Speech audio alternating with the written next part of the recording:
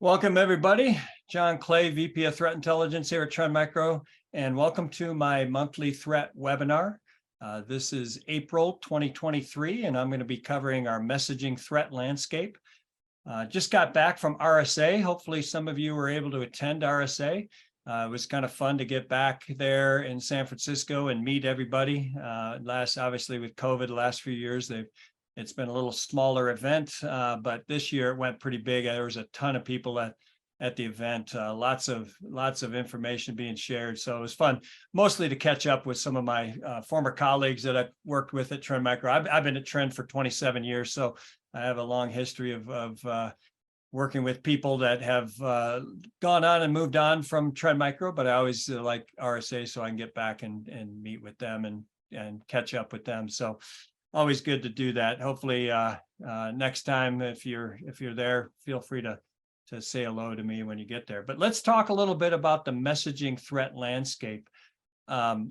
Before we get started, a couple of housekeeping, Q&A button, chat button, whichever one you want to utilize. If you have some questions during the session, feel free to put those in there. I'll try to answer those towards the end. And if I don't get to those, I'll try to answer them afterwards via email to you. So let's kind of get started here. So first thing, this is a repeat from last month, because I covered the whole threat landscape last month. This month, I'm going to just talk about the messaging threats that we're seeing. But in context, we blocked 146 billion threats last year as a company for our customers. And of those, 55% were represented by email. So email is certainly still the biggest threat vector that we see across our customer base.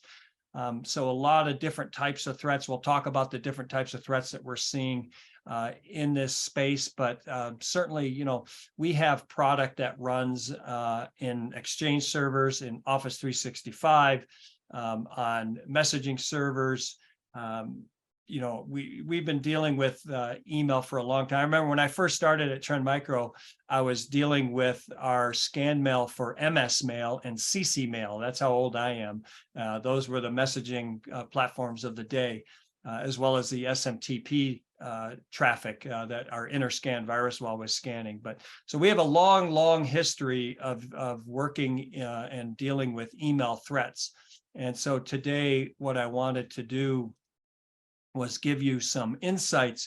Now, we're going to be publishing a report next week, and a lot of this data is going to be in that report, but you're getting a little bit of a preview here, and it's focusing on our cloud app security product, which is the product that runs in the Office 365 area.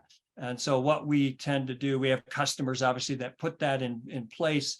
And it usually runs after the Microsoft native controls, security controls in Office 365 run. And so we're kind of a second layer defense for our customers in that area. But if you look at some of the data, right, so 55% of 146 billion threats isn't the 39 million that we saw through the cloud app security, obviously, because like I said, we have a lot of different point products that run out there in our customer base. And so I'm not pulling that data. I'm pulling it mainly from our cloud app security. We have, a lot more customers now are moving to Office 365 if they haven't already. And so this is the information we're going to be sharing. So when you break that down, 39 million, you can see there 4.2 million had malware associated with it. So those are attachments that were malware related. 35.2 million were malicious and phishing URLs. So phishing emails, phishing URLs associated with those messages. And then 384,000 were business email compromise messages that we blocked.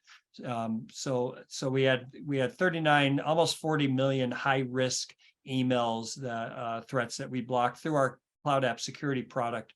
And in many cases, these are threats that got through the native controls.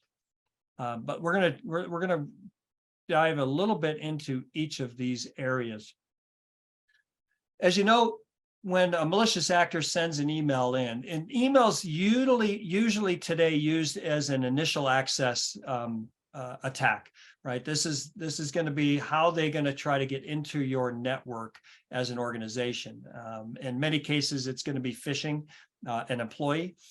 But again, when you look at the messages that come into from these malicious actors, it's usually three things that could be associated with it. One is there could be a weaponized attachment. Two, there could be a embedded URL link that they try to get you to click on. Or three, it may not have any of those. And we'll talk about that with, and that's usually the business email compromise that we'll cover a little bit later. Or it could have a combination, right? It could have a malicious attachment and a URL and a link associated with it. So I don't have those breakdowns with me today, but that's always an interesting area. We definitely are seeing the attachments go down in favor of malicious links because people tend to want to click things instead of open things. But when we looked at the malware, this is kind of interesting here. If you look at, obviously it's up year over year, so you can see the 2021 numbers versus the 2022 numbers. There was a 32% decrease in known malware attachments, but there was a 46% increase in unknown malware detection. So we have technology in our messaging solution that can detect unknown files, unknown malicious files. And you can see here, that's the majority, right? 3.7 million unknown malware files were associated with as attachments. It's an interesting area because this is sort of happening more and more because what we're seeing today in these attacks is customization being built in. So they will select a victim and they will customize that attack. So the malware that is associated with the attack tends to be unique malware for that victim. And you probably won't see that same malware utilized in other attacks against other people. And this is an interesting concept because when you think about in the years past, what we used to, the security model we used to focus on was an idea of a layered security model where you had multiple vendors dealing with these malware files because you figured that if one of them missed it, the other one would pick it up. And that today is not as true because the first time you see a malware today is probably the only time you're going to see it. So all the vendors would see the malware at the same time. Now, like I said, there's technology today to detect some of this unknown malware, and that's good. But we certainly are seeing this as a trend towards the more customized attacks against victims. So certainly you're going to have to deal with unknown malware in a lot more attacks in the future than we saw today. Now, another tactic we saw, Emotet. Emotet kind of had a resurgence last year and in this year. And one of the things we're seeing is a shift in tactics. So one of the things I mentioned in the last webinar I did last month was when Microsoft is now blocking macros. Attached macros and any macros that come into the organization through Windows. And that has put us a damper on the macro attachments. But the one group, actor group that has still utilized macros is Emotet. And but here's one of the things one of the tactics is called binary padding. So I'm not sure if you're familiar with this, but let's explain a little bit. So in this case, what you would get is an email with an invoice attachment, zip file, and is what they would bring. So you'd get your employee would receive this. Again, it's an invoice, so it could be going into finance to pay to pay for an invoice that they're claiming is coming to you, and the file associated with it, when you look at it. Unzipped, it was about 600K. But when you unpacked it, decrypted the zip, it would balloon up to over almost 540 megabytes. And so what would happen is what they're doing is trying to fool some of the technologies that are looking at and have limitations on the size of a file it can scan. So an example of this would be if it gets sent to a sandbox. Many sandboxes have size limitations on the size of a file that it can scan. And so they're trying to get around some of these security controls by doing this binary padding technique. Now, the good news is that when the file actually gets down and it gets gets saved onto the computer or it gets executed, in many cases we were able to detect that file during execution phase or when it got installed on it through other technologies. So again, this layered approach has to be invoked inside your company. Usually, again, when I talk about layered security, it's not just meaning layers in different areas of your company. It also can be layers within an actual solution itself, or like at the endpoint, you want to have multiple layers of technology that can do different types of detections of the malicious content that could get into that endpoint. So it's kind of an interesting thing. The other one that was, let me go back just here, but you can see here, what would pop up on the user screen is this document is protected. Previewing is not available for protected documents. And at the top here, you see a button that says enable content. So what they are doing there, has a macro associated with it. So they want the employee to click that enable content because it's usually that content is turned off by default for you. But when they hit the enable button, they're actually enabling the malicious content to run and perform what it is supposed to do. So this is where we'll talk later about, security awareness training, but you need to make sure your users know not to open and enable content when it's presented to them. If you don't do that as a company. Now, the challenge you have is if you regularly have this type of activity having to be done by your employees, then it's going to be a little bit more difficult for you. But if you prohibit this type of activity, you want to make sure you train your employees to understand and recognize it and then block it. Another tactic that they're doing now because the macros isn't working is something called HTML smuggling. I talked a little bit about this last time, but this is where they take over an email account and then they will hijack a thread inside it and they will attach an HTML file. So they do that HTML file. It does a zip archive from the HTML, disk image from zip, and then it does a short cut to the CACbot with a CVE, an exploit associated with it. So they're using HTML smuggling as well as a tactic inside email messages today. Let's shift a little bit to phishing credentials. So this is another area that we saw an increase in. And if you think about it, when in most of the attacks today, you're going to be presented with a malicious actor group trying to obtain credentials. So they may do brute force attacks to guess the username password of an account. They may use some malware that can scan, when you're typing in your credentials.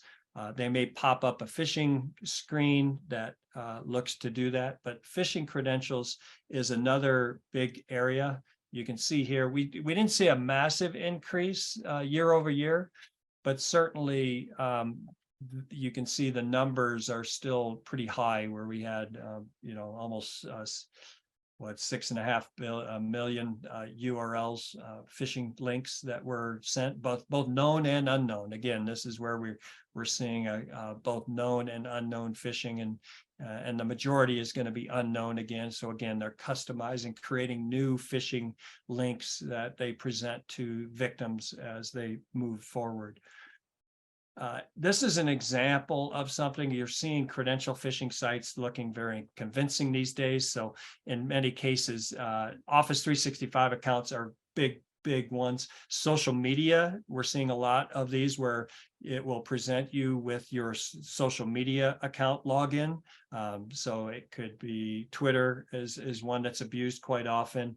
Discord, a number of them are being popped up. So when you receive an email, the victim receives an email, usually they click a link and it will pop up with this request to log in to an account. And you can see here, for example, the fake URL sometimes had valid SSL signs, can also come from a legitimate domain that they've compromised. You can see favicons, very real. The login form is almost exactly what you see in what you're using. So if it was an Office 365 login, it would look exactly like the Office 365 login that you utilize as an organization.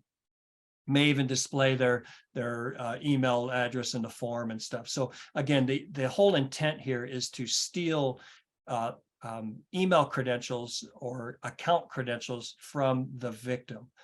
And once they have that account takeover, then it's fairly easy for them to either do HTML smuggling where they hijack a thread. So they'll go through the email account, they'll look at the conversations that have been happening. They'll look for responses, they'll look for forwards, they'll look for all of those type of emails, because they can then do a hijack that thread. And so because the recipient is in that thread already, it may look more legitimate to that second victim, employee B in this case. So they could launch a BEC, business email compromise attack. They could do fraud. They could do more phishing. They could try to drop malware from there.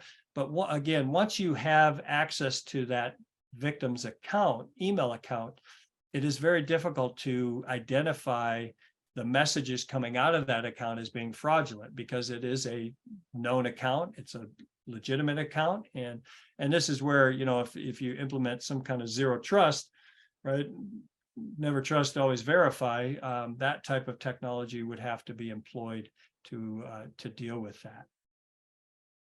So certainly credential phishing via email is big. So that's another area you're going to have to look at. We'll talk about strategies to manage this in a little bit later. Business email compromise. So this is one where we saw quite a big increase. You can see here, we have actually a couple of technologies that are utilized to detect business email compromise. And so you can see one is called writing style DNA. This is detections via authorship. So as I mentioned, if I take over an account as a malicious actor, and I either craft an email and send it on to an employee, if I don't write that in the same style as the original person, the victim, I could detect that. So this technology uses some machine learning and artificial intelligence to basically, after a couple of hundred messages are done, we actually can create a model of how that person writes their emails. And then we analyze new emails coming out of that account to see if it has a similarity. And if it doesn't, then we can flag it. We can flag the victim, we can flag the recipient, the sender recipient, to that it could be fraudulent. We also have an anti-spam engine that is utilized. You can see that has quite a few detections, but certainly business email compromise is up, and we have seen that continually grow over the years. When you look at who's being targeted in business email compromise, it's mainly a couple of different groups inside your organization. First and foremost, executives and directors. So people of responsibility, people who are in power, people who are in authority, as well as your trusted people, those usually executive staff. Their accounts are being targeted to in the compromise. So they want to get into those accounts. They want to compromise those employees' accounts. Now, when they send a business email compromise into the organization, that message goes into the organization. It's usually targeting finance, because finance can do wire transfers. And that's a big one. That's CEO fraud, for example, CFO fraud, where it comes from that executive, sends to a finance person, says, hey, I've got a urgent request. I need you to wire transfer, X number of dollars to this account. And by the way, I'm in meetings all day. Please don't contact me. I won't have access, but I need this done today. So they'll utilize that type of language in the message. The thing that's interesting about business email compromise, as I said before, there's usually no attachments associated with it, and there's usually no links associated with it. It is simply a socially engineered message that is asking the employee to do something that they may normally do on a day-to-day basis. So finance, finance people typically are wire transferring on a regular basis, and so they will try to take advantage of that. Human resources is another one they're trying to do now, where they're trying to get your employee data or your customer data. They want that information. So they will purport to be, maybe it's from the director of human resources sent to an HR admin saying, hey, I need these employee accounts. I need their employee information. Please send it to me. Zip it up and send it or something like that. So, and then legal is an interesting one we've been seeing, because on the legal side, they may send one that to legal asking about, hey, MFA or M&A information. They may be asking about some of the deals that you may be doing on legal. They could also be sending information to some of the other execs where they're asking about your quarterly performance, because they want to take advantage of that, maybe in the stock market, whatever it might be. But again, these are usually just simple messages that are sent to them. Now, when you think about it, this comes from the 2022 IC3 report that the FBI puts out. They put that out every year. So we'll begin in the hopefully the 2023 report coming out shortly. But when you look at business email compromise versus ransomware, huge difference in terms of monetary losses, victim losses. So ransomware, for example, 34 million, but business email compromise, $2.7 billion. So business email compromise as a threat is much more effective, much more costly for victims today. And it costs a lot more money for that. So it is, again, it's a simple attack. A lot of these come out of the African nation. We were recently part of a Interpol project called African Surge, where we helped the Interpol with investigating a whole bunch of malicious actor groups and infrastructure in Africa, and we're able to help them with providing them information about stuff we knew about, and they were able to take down a lot of that infrastructure. They were also able to arrest a number of these actors. But business email compromise certainly is big. Just above ransomware, you'll see phishing at 52 million. So phishing certainly is still a problem, and it causes problems. In fact, in this case, it's even higher issue than ransomware. So ransomware gets all the hype, it gets all the media press, but the reality is the losses from ransomware are much, much smaller than business email compromise. One of the new tactics you probably maybe have seen out there is deepfake. And we do have concerns about deepfake. This is not highly utilized today. There has been there. You can see an example. Binance executives say scammers created a deepfake hologram of him to trick crypto developers. But we could certainly see deepfake technology being utilized in the future, especially with some of the AI that's being developed now.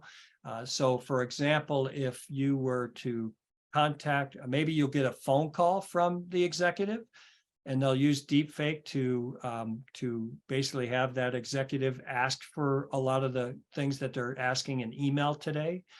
So instead of email-based, it'll be phone-based. That could happen, or video-based, whatever it might be. So certainly the deepfake technology is an area we are concerned about, and we're looking at ways that we could combat that in the future. Let's move to phishing. So again, this is different from phishing credentials. This is phishing emails themselves.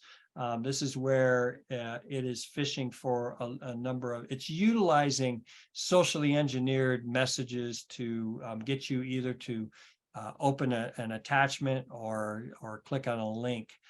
You can see we had a almost 30% increase in phishing emails in 2022 through our cloud app security product, up to 21 million from 16.4 million last year, 21, I should say, to 2022. Some of the topics that they utilize that we see on a regular basis.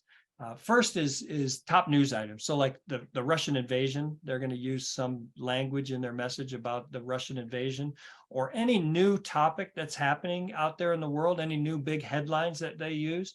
They will take advantage of those very quickly, and they'll craft email messages, phishing messages that have a lure to them about the topic. So, maybe it's, check out this document about COVID, for example, was the big one that we used to see in the COVID ones. Here's information from your health facility, yada yada. So top news is one of the big ones, right? So as any kind of big news items, be on the lookout for phishers to take advantage of that. Sporting events are big. The Olympics, FIFA, we constantly see them take advantage of upcoming sporting events. And a lot of times this happens a lot earlier in the cycle. So as the lead up to that event, you're seeing a lot of information, free tickets and, buy this merchandise and things like that. So sporting events are big. Elections, obviously we have an election coming up next year in the US, and there's other places around the world where we're seeing elections. So they will utilize election information to try to get the victim to click on stuff. More in the on the attacks against businesses. So one of the things that we see prior to an attack against a victim is open source intelligence gathering. And part of that open source intelligence gathering is to identify which employee they want to target as with the initial access attack. And again, that's in many cases, that's going to be in the form of a phishing email to an employee, because they don't care about what's on an employee's computer. All they care about is that employee's computer can give them access to your network. Right, so they will do some open source intelligence gathering about that employee. They may look at LinkedIn to see what where in the organization they fall. They may look at LinkedIn to see some of their, who they like, who's some of their people that they're associated with. They may also look at their social media accounts, because they want to look at their hobbies, their activities that they like. Because again, they could utilize that as part of the social engineering hobby, item that they want to target. And then business processes are used. So you saw earlier in that example an invoice from Emotet. So they may target your finance with a message that has an invoice associated with it. They may look at your people that ship boxes, and they may have something from DHL or from FedEx with an attachment. So they'll look at your business processes, they'll look at who's in different functions of the organization, and they will craft that message to be focused on their business function and what they do on a regular basis. So those are some of the areas that you want to be on the lookout for. This is kind of a typical attack that you see. The actor sends a spear phishing email. Spear phishing, the only difference there is spear phishing is more targeted approach. So it might be towards an executive, where actually executives we kind of call that whaling. Whaling is basically phishing a high executive. Spear phishing might be where I'm targeting a finance person directly versus a general employee or something. But in this case, the spear phishing email has a Google or a Dropbox link. So there's a link in this one, and that drops a malicious archive with malware that gets decompressed and unzipped, and you can see that then gets onto the computer. In one case, you can see in number 2 here, it adds a registry run key or creates a scheduled task. So they're trying to get their malicious code to run regularly on that computer.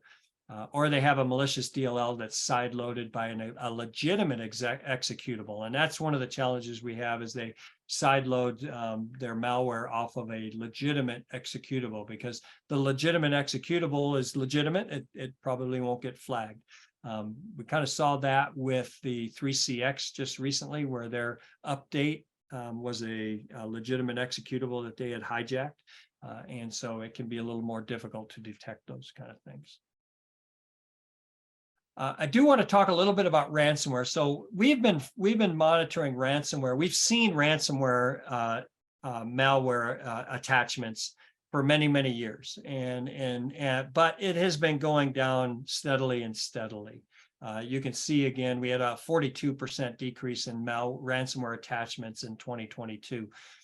The main reason for this is that most of these ransomware attacks, the ransomware component is a later stage part of the attack.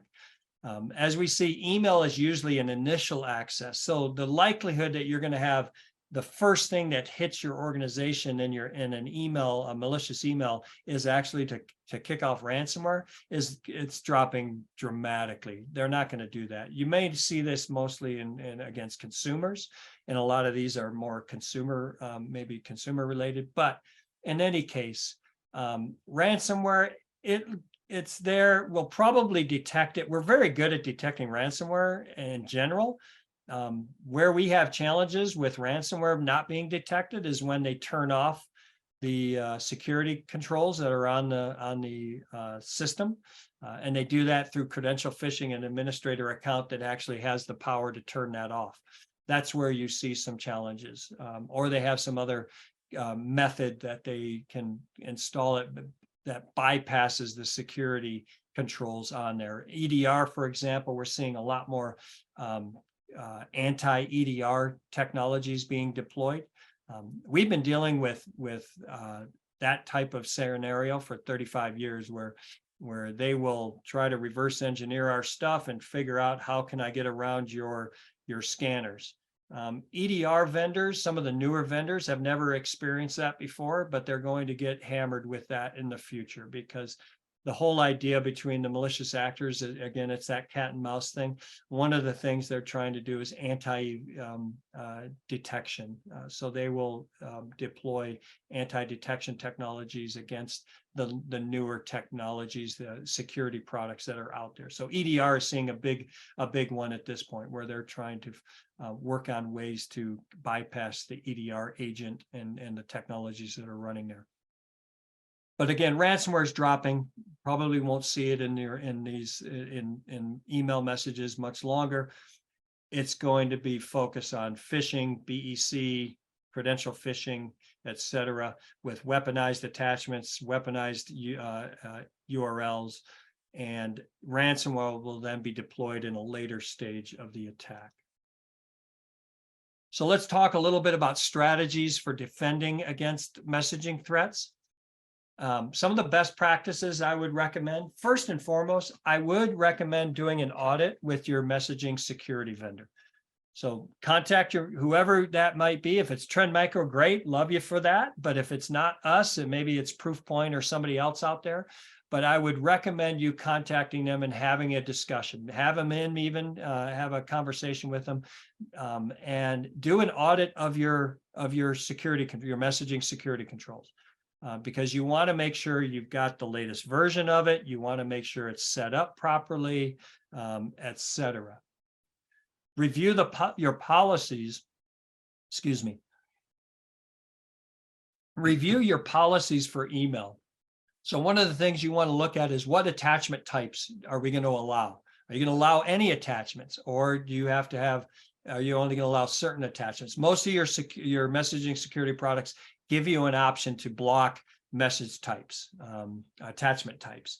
So you want to make sure you relook at those, because that could happen. The other thing is, for example, in a lot of cases, you can scan zip files, but you may have a setting that says I can only scan certain number of embedded zips. So one of the other tactics they may use is they will embed a zip, embed a zip, embed a zip, embed a zip. So they'll chain a bunch of zips together, because they know some vendors will have, by default, they may only open up zip files that are zipped up 3 layers or 5 layers or 10 layers. So you want to make sure, and again, this is where auditing your messaging security would give you that understanding of what that vendor is capable of, and what controls you should put in place.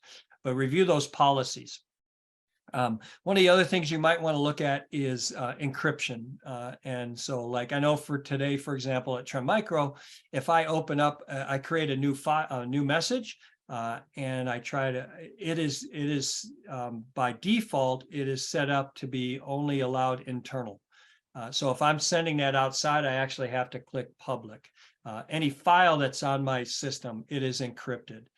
So if I am sending that outside, I have to change that to a public version, or I can even select who is going to open it. So I can do that. So those are some examples of some things you could look at.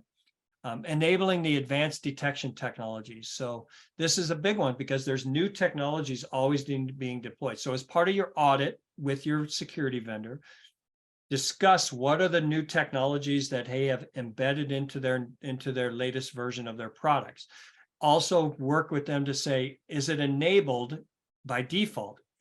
Is mine enabled or not? You want to take a look at those settings, because in many cases by default it may not be, it may be disabled. So by enabling some of these newer advanced detection technologies, you might be able to defend much more effectively. It's going to definitely minimize your risk around that. Example would be that writing style DNA. You may not even realize that it's available in your latest version of the product, and you may not have enabled it. So if you enable it, it's going to do the job it's meant to do.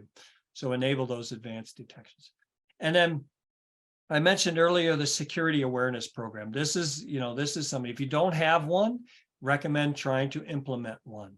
And you want to implement that and utilize it with and this is basically an education process. So you're educating your employees on the threats that are going to target them. What does a phishing email look like? What does a business email compromise look like?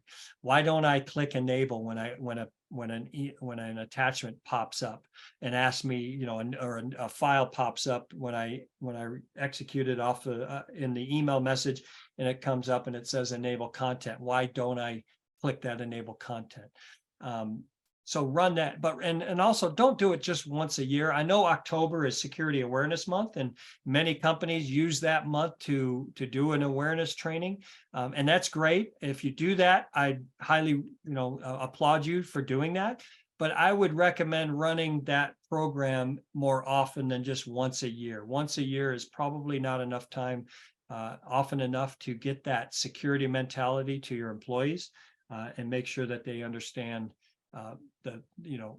what is going on. And also there's new technology always comes in play, new threats come in play. So you want to educate them on that. One of the things that we offer to customers is something called Phish Insight. This you can see here, phishinsight.trendmicro.com. It is a application that allows you to build phishing emails and test your employees with phishing emails. There's some built-in templates that you can do and you can utilize. You can create your own, whatever you want to be. And it can help you run a phishing test with your employees. And then you can you'll get the results. You'll see which employees either clicked the link or opened the attachment or even opened the email. And you can then put together an awareness training or put them into your awareness training or do some kind of education at that point. So that's a free service that we offer. And then this is the one thing I wanted to get to. I talked about layered security and in the messaging area. So when you do your audit with your vendor, talk to them about all these different types of technologies that could be deployed throughout your messaging security solution. So an example, email sender reputation. This is where you enabling DMARC, DKIM. Those can be utilized right up front to be able to block a lot of messages, sender and domain verification, that kind of stuff. You could do anti-malware, static anti-malware. So, signatures still work. I checked all of our malware detections from last year, and I think it was about 80% of them were detected through signatures. So signatures still work. It's very quick. It's very simple. That technology, I would say, it can still be utilized. It's still very effective. Sandbox, if you can utilize a sandbox, so any attachment could be sent to a sandbox and exploded to see if it's been weaponized. I would also recommend, if you do use a sandbox, I would recommend you get with that vendor to ask them about that technique that Emotet is using, where they're exploding a zip file from 600K to almost 500 megabytes to make sure that their sandbox can handle and analyze large size files. But it can do a number of things. You can see here, zero-day malware, behavioral, it does behavioral, does macro detection, it does document exploits, all that kind of stuff. Social engineering protection. So this is where technology like our visions, computer vision, where that's an AI technology that looks at the overall, looks at all the contents of the email message. It can even look at the URL and look at what's going on with the URL. So it could identify a phishing URL as part of that writing style DNA, anti-spam and botnet stuff, gateway web reputation. So we have web reputation where we're constantly adding new malicious web pages to our URLs, to our reputation. And so whenever there's a URL associated with an email message, we will scan it against our web reputation database to see if it is malicious or not. And when we have click time web reputation, so if it's the first time we see it, we actually can wait and have it scan and check that URL to see if it's good. So, but this is just an example of all the different layers of technology that are available to at least to our customers today. But again, as part of your audit, you want to make sure that does your vendor have a lot of these? And if they do, are they enabled? If they don't have one, maybe have them explain why they don't feel it's important, or why maybe they have maybe they call it something different. I don't know, but you can take a look at that as part of that.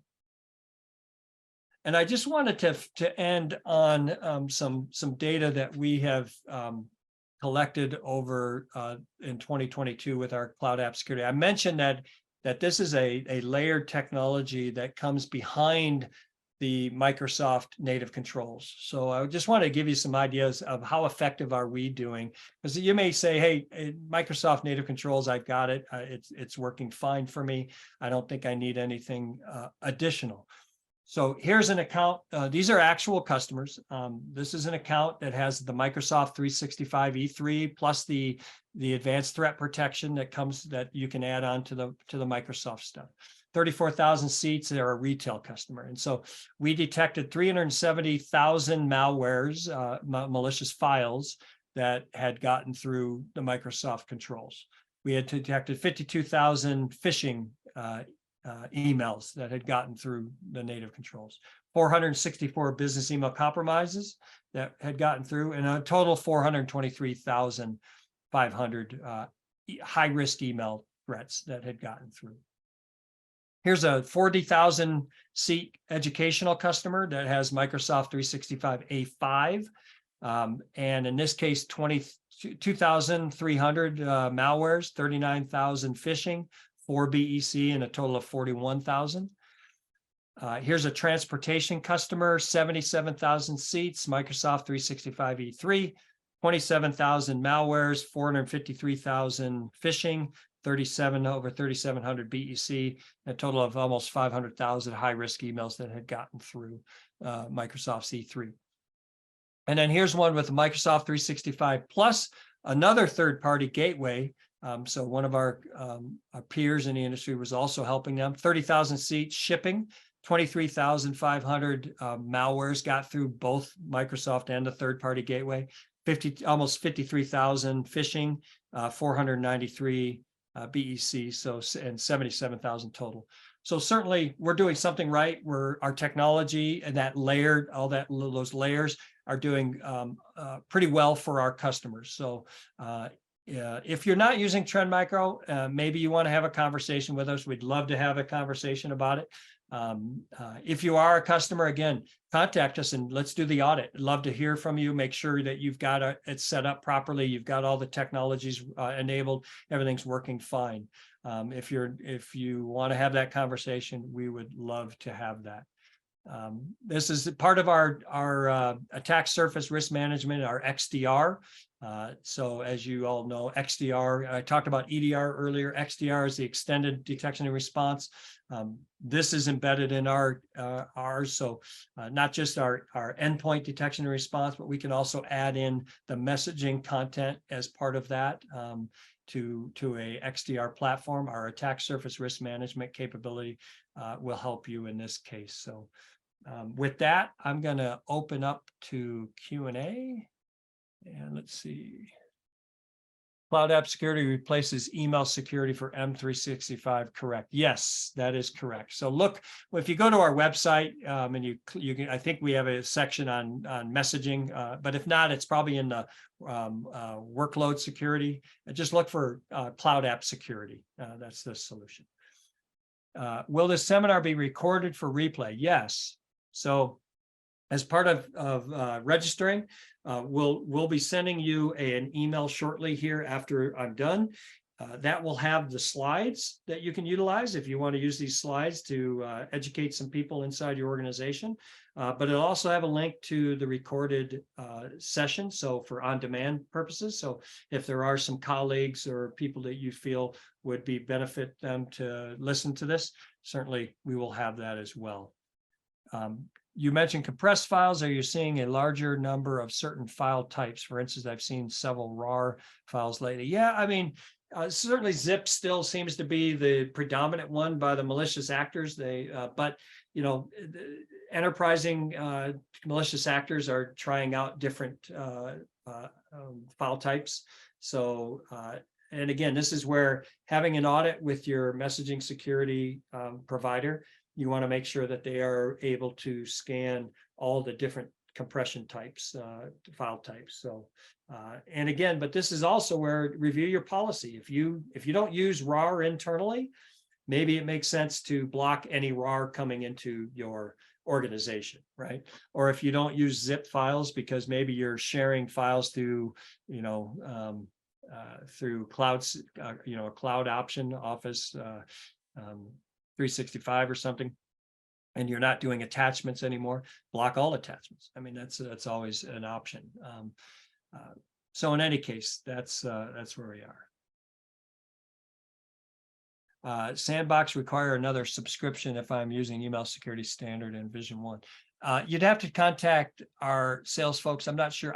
I do believe the Sandbox is an additional charge. We also have a Deep Discovery email inspector, which is our box that you can set in there that does email inspection, but it's a hardware device that can plug into your network, and it can do a lot of what we're talking about today. It has all the similar technologies and stuff. But there are options for you. So contact us, have an SE or a sales rep chat with you. Are password protected files still a popular attack method?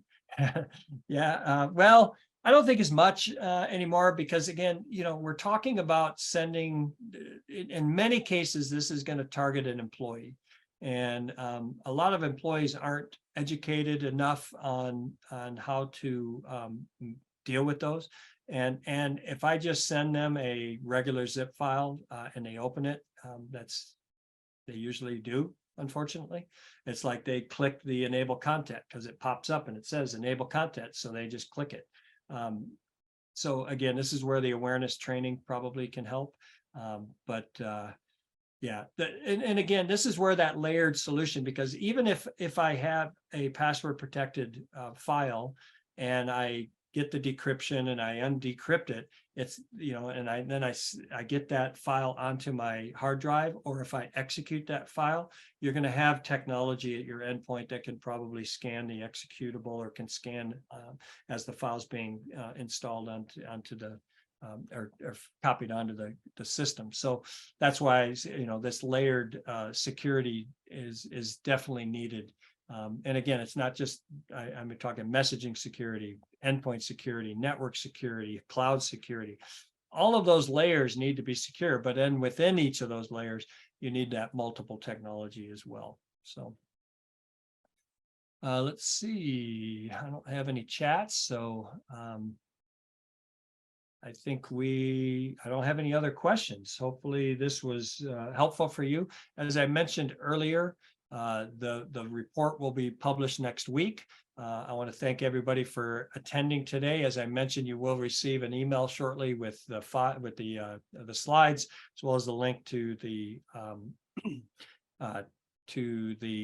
on-demand version of this. So thanks everybody for attending. I'll be back next month with another topic. I just want to give you one heads up. I am going to be doing an upcoming one on Chat GPT and large language models and generative AI. We've got some researchers internally that are looking at that, have been looking at that. We've published a couple of blogs on it as well. But I'm going to come in and talk a lot to you. I'm actually going to have that one of our researchers as a co-presenter, and he's going to talk a lot about what we're seeing, what is it, how does it work, what we're seeing, mainly about what kind of attacks can we envision in the future, or we're seeing even today. So stay tuned for that one. If you're not registered, you can check we have a webinar link on our website. You can always look there to see, but hopefully you'll be able to attend that one. So thanks everybody. Have a great day and stay safe out there. We'll talk soon. Bye-bye.